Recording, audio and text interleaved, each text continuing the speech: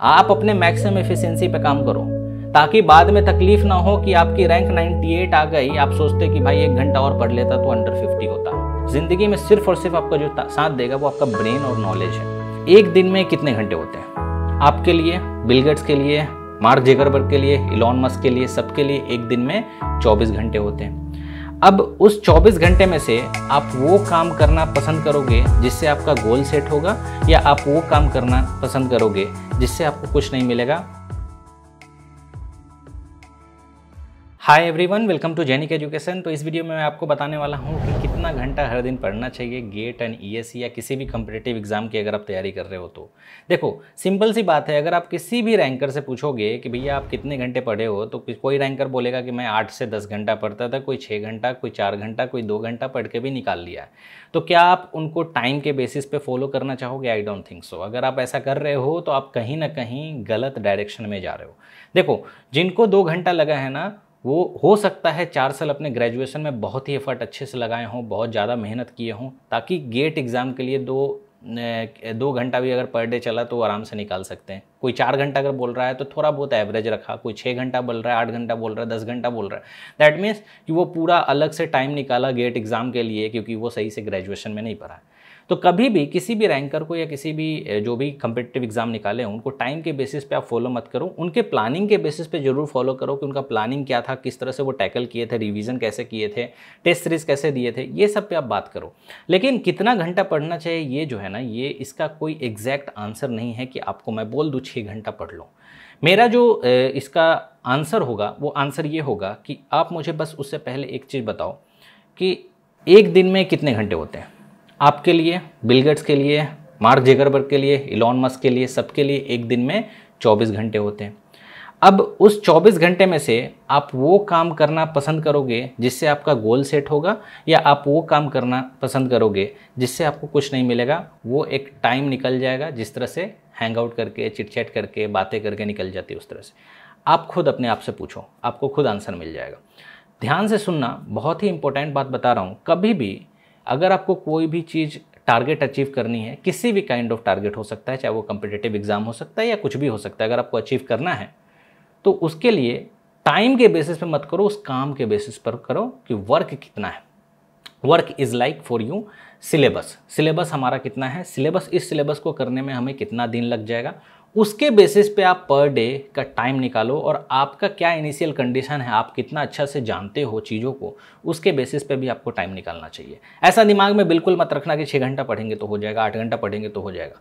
मेरे हिसाब से होना क्या चाहिए कि स्टूडेंट के लाइफ में 24 घंटा है आपके पास, और 24 घंटा में से मैं 8 घंटा निकाल दे रहा हूँ। 8 घंटा क्यों निकाल रहा हूँ? सोने और थोड़ा बहुत इधर उधर काम करने में।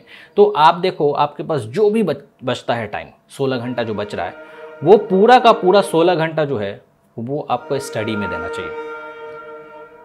ट्रेन जा रही है एनीवे, तो वो पूरा 16 घंटा जो है वो आपको स्टडी में देना चाहिए। स्टडी के अलावा कुछ भी नहीं सोचना चाहिए। अब देखो बहुत लोग बोलते हैं ना कि मैं भूल जाता हूँ, मेरे को रिवीजन करता हूँ तो याद रहता है, लेकिन उसके बाद भूल जाता हूँ। क्यों? क्योंकि आप मैक्सिमम आपके दिन का टाइम है ना उस काम को करने में नहीं दिए जिससे आपका गोल सेट होगा। मान लो आप कोई सब्जेक्ट पढ़ते हो और वो सब्जेक्ट जब पढ़ना छोड़ दोगे 3 दिन, तो क्या होगा? उसके बाद ऑटोमेटिक धीरे धीरे भूलना शुरू कर दोगे। इंसान का यही होता है ना, हैबिट है, ऐसा सबके साथ होता है।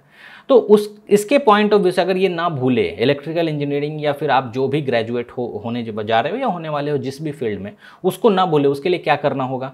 सोने के अलावा जितने भी टाइम बचते हैं उसमें आपको सिर्फ और सिर्फ उसी के बारे में सोचना होगा और उसी के बारे में आपको पढ़ाई करनी होगी, तभी जाके आप भूलोगे नहीं। एक फेमस कोट है, मैं रखा हूँ, कोट नहीं है, काइंड ऑफ मार्क ज़करबर्ग से एक इंटरव्यू में पूछा गया था कि आप कितना काम करते हो हर वीक, मतलब, तो उन्होंने कहा था कि if you count the time I am in office it's probably not more than 50 to 60 hours a week, मतलब कि 8 घंटा के आसपास में ऑफिस में रहते हैं। But if you count all the time I am focused on our mission, that's basically my whole life. मतलब 8 घंटा मैं ड्यूटी करता हूँ वो तो ठीक है, या 8 घंटा मैं जाकर कॉलेज में पढ़ाई करता हूँ वो तो ठीक है, लेकिन उसके बाद भी जब मैं आता हूँ तो मैं उसी काम को करता हूँ जिस काम में मेरा जो कैरियर है, जो मैं चूज़ किया हूँ, जो मुझे करना चाहिए। एक इंटरव्यू में बिल गेट्स से पूछा गया था, आपको ये बड़े बड़े लोग का ही एग्जांपल दूंगा ताकि आप मोटिवेट हो ना। बिल गेट्स से पूछा गया था कि आप कितना घंटा काम करते हो। उन्होंने आंसर दिया कि ये मत पूछो कि मैं कितना घंटा काम करता हूँ, ये पूछो कि मैं कितना घंटा सोता हूँ। ठीक है, तो उन्होंने कहा था कि 7 आवर्स मैं स्लीप करता हूँ और उसके बाद जितना भी टाइम बचता है मैं कोड करता हूँ। समझ पा रहे हो? तो कुछ अचीव करने के लिए सोने के अलावा जो भी आपके पास टाइम बचता है ना, आप उसी काम को करो जिससे आपको सक्सेसफुल होगे आप लाइफ में, या सक्सेस मिलेगा, राइट? अगर आप उसमें बाइफरकेट कर दोगे, भैया हमको इतना इसके लिए देना है, इतना इसने इसके लिए, इतना इसके लिए, इतना इसके लिए। देखो मम्मी पापा से 2 मिनट ही बात करते लोग, है ना, तो उसमें उसको टाइम को हम काउंट नहीं करेंगे। लेकिन बाकी जो आप चिटचैट करते हो, इधर उधर की बातें करते हो, नेटफ्लिक्स अमेजन पे इतना टाइम दे रहे हो, यार क्या कर रहे हो लाइफ में? क्या ये सब आप बाद में नहीं कर सकते? ये आप गेट एग्ज़ाम निकालने के बाद अंडर 100 लाकर इस काम को नहीं कर सकते? बिल्कुल कर सकते हैं। तो मेरा ये कहना है आपसे कि देखो, जब भी आप स्ट्रगलिंग पीरियड में हो ना, तो आपको प्रायोरिटाइज करने की भी ज़रूरत नहीं है, आपको फोकस रहना है उस काम को करने के लिए जिससे आपका गोल सेट होगा। As simple as that. बाकी चीज़ को इग्नोर करो। देखो लाइफ में मतलबी होना बहुत ज़रूरी है। दोस्त बनते हैं, बिगड़ते हैं, दोस्त आते जाते रहते हैं। आपके बचपन के कुछ दोस्त होंगे जिनसे आप चिटचैट करते हो, मेरे भी 1-2 दोस्त हैं जिनसे मैं चिटचैट करता हूँ, बाकी सब गए, किसी से बात नहीं होती है, बस स्क्रॉल करके लाइक कर दो, दैट्स इट। तो क्या हम उनके लिए टाइम निकालें? क्या ज़रूरत है निकालने के लिए? अगर आप स्ट्रगलिंग पीरियड में, एक बार आप सक्सेसफुल हो गए, आपको तुरंत कॉल आएगा हर जगह से, फिर आपको आदमी की ज़रूरत, मतलब कॉल क्या, हर चीज़ मिलेगी आपको। लेकिन जब तक आप स्ट्रगलिंग पीरियड में, आप कोशिश करो कि मेरा जो गोल है उसके लिए हम टाइम निकालें।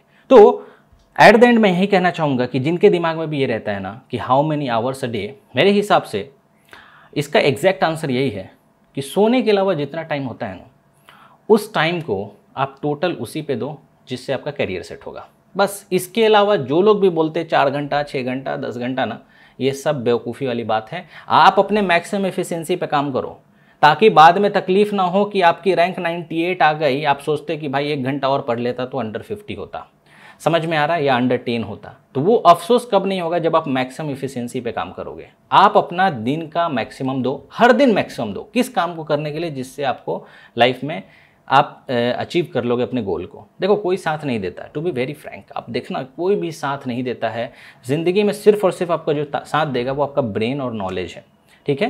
तो सारे चीज़ को इग्नोर कीजिए। हर चीज़ आपको नहीं मिल सकता, हर चीज़ आप नहीं अचीव कर सकते, हर चीज़ के लिए टाइम निकालना इज़ वेरी डिफ़िकल्ट। बस आप ये कोशिश करो कि 1-2 चीज़ है उसको प्रायोरिटाइज़ करना है और मैक्सिमम टाइम अपने को देना है गेट एग्ज़ाम के लिए या किसी भी कम्पिटिटिव एग्ज़ाम के लिए, ठीक है? तो मेरे हिसाब से 16 घंटा है बॉस, ठीक है? आप रेडी हो कि नहीं 16 घंटा देने के लिए किसी भी टारगेट को अचीव करने के लिए? कमेंट में ज़रूर बताना। और कोई भी ऐसे वीडियोस चाहिए जिसमें आपको लगता है कि भाई मेरे को इस पे अगर वीडियो मिल जाता तो सही गाइडलाइंस मिल जाता, ट्रैक पे मैं आ जाता, तो बिल्कुल बताना। और गाइडलाइंस पे सोहेल सर यूट्यूब पे सर्च कर लेना, आपको प्लेलिस्ट मिल जाएगा जिसमें ये सारे वीडियोज़ मैं ऐड करता हूँ। और टेलीग्राम चैनल पर भी आ जाना, मेरा एक टेलीग्राम चैनल है, उस पर भी मैं आपको कुछ ना कुछ अपडेट्स देते रहता हूँ, ठीक है ना? तो मिलते हैं नेक्स्ट टॉपिक के साथ। आप लोग बस लगे रहो, मेहनत करते रहो।